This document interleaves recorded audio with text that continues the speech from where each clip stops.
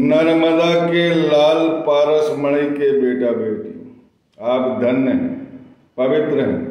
आपसे पवित्र कोई नहीं है इस संसार में। आपने गजानन महाराज की 5वें अध्याय की जीवनी सुन ली, जिसमें 2 कथाएं विशेष रूप से आती हैं। एक तो पीपल गांव के लोगों की उन्होंने मनोकामना पूरी करी। इस बात से यह शिक्षा मिलती है कि जहां ईश्वर की आराधना होती है, वहां पर ईश्वर प्रकट होकर उनमें भक्तिभाव और प्रेम हमेशा हमेशा के लिए भर देते हैं और अपने होने का प्रमाण देते हैं।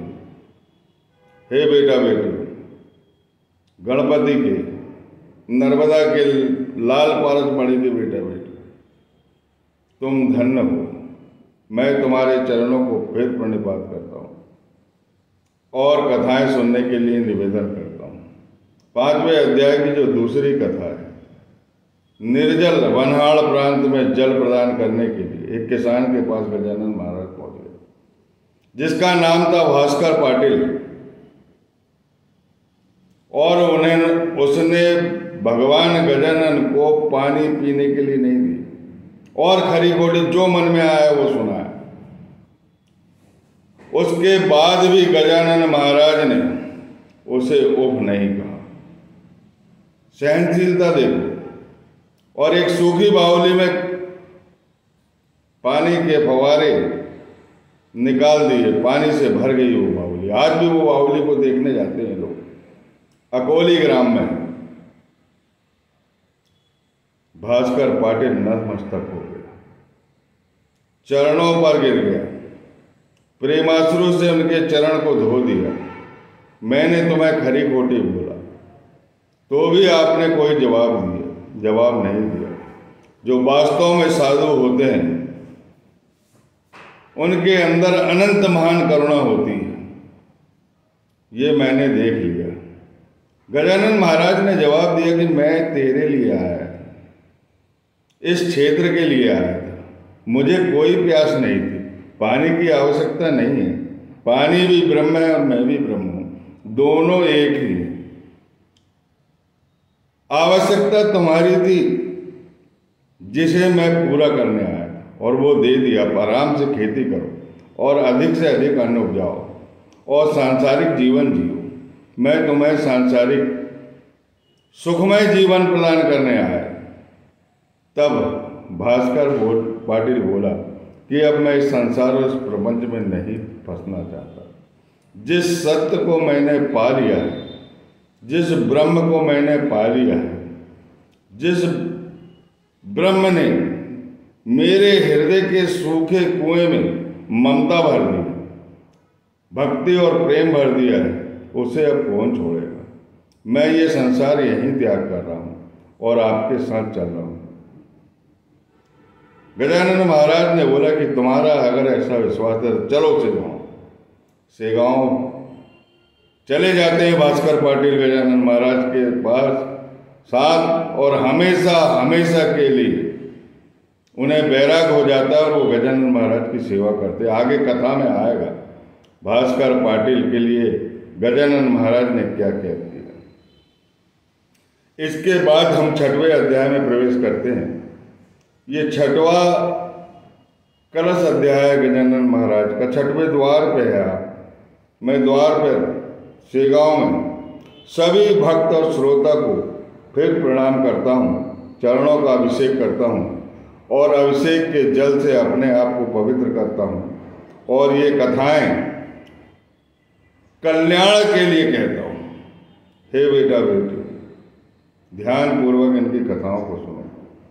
कल सोमवार है। मैं भगवान त्र्यंबकेश्वर, महाकालेश्वर, ओमकारेश्वर, राम रामेश्वर, भगवान घोषणेश्वर, नागनागेश्वर, वैद्यनाथ, विश्वनाथ, मल्लिकार्जुन, सोमनाथ, भीमाशंकर, हिम केदारनाथ, गोकर्णेश्वर, महाबलेश्वर, सबके द्वार पर मेरा शरीर तो नहीं पहुंचा है, लेकिन मेरा मन पहुंच गया है और आपके सुखमय जीवन की भिक्षा मांग रहा है। और इन कथाओं को, जो विघ्न हरण मंगल करण कथाएं, ये कथाएं सुनने के लिए त्रिपुरारी से आशीर्वाद चाहता हूँ। हे त्रिपुरारी, मुझे शक्ति दो, मुझे आशीर्वाद दो और इन कथाओं को श्रोता और दर्शक मावली तक पहुँचाओ ताकि उनके जीवन में विघ्न न रहे और मेरा भी संताप दूर हो जाए। मेरा ये महाअभियान जो है, मेरा जो संकल्प है, इसी बात का, इस संकल्प को पूरा कर दीजिए। हे प्रभु दया कीजिए। कथा इस प्रकार है कि बंकटलाल के घर सुबह सुबह बंकटलाल के मित्रगण गजानन महाराज के पास आ जाते हैं और गजानन महाराज से कहते हैं कि आज मक्के के भुट्टे खाने का मन हो रहा है। तब गजानन महाराज उनसे बोलते हैं कि मुझे मक्के के भुट्टे नहीं खाना है और मुझे ना ले चलो, अभी मेरा जाने का मन नहीं है। लेकिन जो भक्तगण थे बंकटलाल के मित्र, वो कहते हैं कि आपको भुट्टे खाने के लिए चलना ही होगा ताकि हम सब भुट्टे खाने का आनंद लेंगे। गजानन महाराज आगे पीछे सब सोच लेते हैं कि क्या घटना घटने वाली है। बड़े प्रेम से बंकटलाल के खेत में मक्के के भुट्टे खाने के लिए लोग जाते हैं। बाकायदा धूना लगाया जाता है इमली के पेड़ के नीचे और भुट्टे लाए जाते हैं, भुट्टे छीले जाते हैं, भुट्टे उसमें पकाने के लिए डालते हैं। तो धुने का जो धुआं है वो धुआं इमली के पेड़ पर पाता है और वहाँ पर मधुमक्खी का बड़ा छत्ता रहता है, बड़ी मधुमक्खी लगी रहती है। वो मधुमक्खी धुआं से उड़ जाती है और अपने बचाव के लिए घूमने लगती है कि कोई हम पे हमला करने वाला है। तो वो आकर नीचे भक्तों पर दौड़ने लगती है और भक्त वहां से भाग जाते हैं। गजानन महाराज वहीं पर आराम से बैठे रहते हैं और गण गण गणात बोते अपना मंत्र कहते रहते हैं। हे बेटा बेटी ध्यान से सुनो। पूरी मधुमक्खियां पूरी गजानन महाराज पूर्ण दिगंबर, उनके ऊपर ऐसी बैठ जाती जैसे काला कंबल गजानन महाराज ने ओढ़ रखे। अब इसके बाद बंकटलाल आता है। तब गजानन महाराज उन मक्खियों को आदेश देते हैं, हे मधुमक्खियां, तुम भी ब्रह्म हो, मैं भी ब्रह्म हूं, एक दूसरे को नुकसान नहीं पहुंचाते और मेरा प्यारा भक्त बंकटलाल मेरी ओर आ रहा है। तुम अपने छत्ते पर मेरे शरीर से उड़कर पुनः बैठ जाओ। तुम्हारा भोजन हो गया होगा, तुमने जो क्रोध किया है वो क्रोध पूरा हो गया होगा। अब हे माता, मुझ पर दया करो और सब उड़कर वहां बैठ जाओ। पूरी मक्खियां जैसे ही बंकटलाल सामने आता है, मक्खियां उड़कर छत्ते पे बैठ जाती है। यह दृश्य उन भक्तों ने भी देखा जो दूर भाग गए थे। गजानन महाराज बड़े प्रेम से बंकटलाल को समझाते हैं कि जब बुरा वक्त आता है, बुरा समय आता है, कष्ट का समय आता है, पीड़ा का समय आता है, तब लोग साथ देने के बजाय भाग जाते हैं। हे बंकटलाल, तुम्हारे जो मित्रगण थे वो भाग गए और ये सारी जो मधुमक्खियां हैं, ये मधुमक्खियां जो है मेरे शरीर को काट खाई, सारे डंक जो है मेरे शरीर में प्रवेश हो गए। बंकटलाल की आंखों से अश्रुधारा बहने लगी। वो कहने लगी कि सब मेरे कारण हुआ है, मुझे क्षमा कीजिए।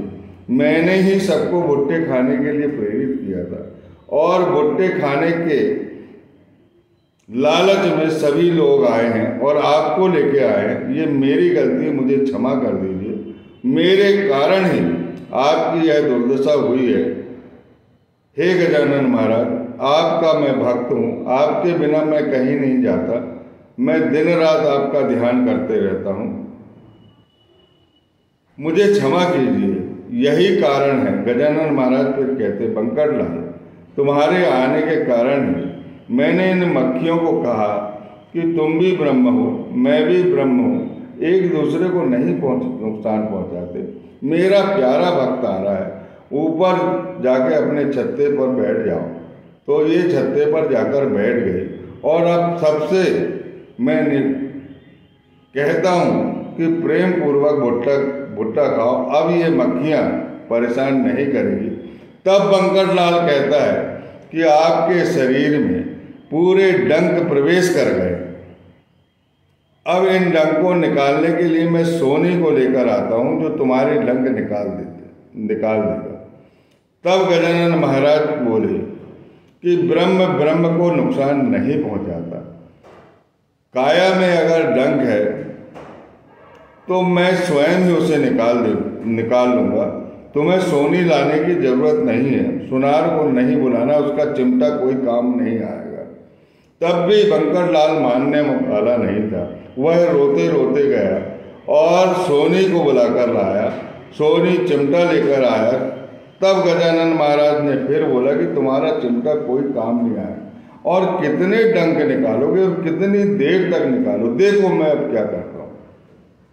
योग विद्या में इतनी ताकत है। गजानन महाराज ने अपनी सांसों को रोका और पूरे डंक शरीर से श्वास रोकते ही बाहर निकल गए। सबने उन चमत्कार को देखा। बोलिए गजानन महाराज की जय। इस कथा से हे बेटा बेटियों, इस शिक्षा यह मिलती है कि किसी के भी बुरे समय आने पर हमें उसका साथ देना चाहिए, ना कि वहाँ से भाग जाना चाहिए। जो इस कथा को सुनेगा उसके घर में कभी संकट नहीं आएंगे, लेकिन इस शिक्षा को हमेशा ध्यान रखना। गजानन महाराज कहते हैं कि सबसे सच्चा भक्त तो वह है जो किसी दूसरे की मदद करता है, लाचारों की मदद करता है, बेसहारों की मदद करता है, बेघरों की मदद करता है, व्याधिग्रस्तों की मदद करता है, प्राणियों को भोजन कराता है, भूखे प्राणियों के प्रति दया भाव रखता है, गरीब बच्चों को पढ़ाता लिखाता है, किसी का इलाज कराता है। वो मुझे बहुत अत्यधिक प्रिय है। और इस कथा से आप समझ लो कि यह कथा हमें यह शिक्षा देती है कि बुरे वक्त पर साथ छोड़कर हमें नहीं भागना चाहिए। कभी भी हो, अपने कुटुंब में किसी को भी कोई परेशानी आती है, उस समय हमें खड़े रहना चाहिए, ना कि उसकी निंदा में भाग लेना चाहिए। जो आदमी निंदा करता है वह स्वयं कष्ट काटता है। हे बेटा बेटी, जो इस कथा को सुनेगा, अगर आपके बारे में कोई बुरा भी सोच रहा है तो बुराई आपके घर में प्रवेश नहीं करेगी। बोलिए सच्चिदानंद सदगुरु सर्वसमर्थ सेगांव निवासी जग प्रतिपालक भक्त प्रतिपालक सविता सूर्य नारायण समदर्शी गजानन महाराज की जय।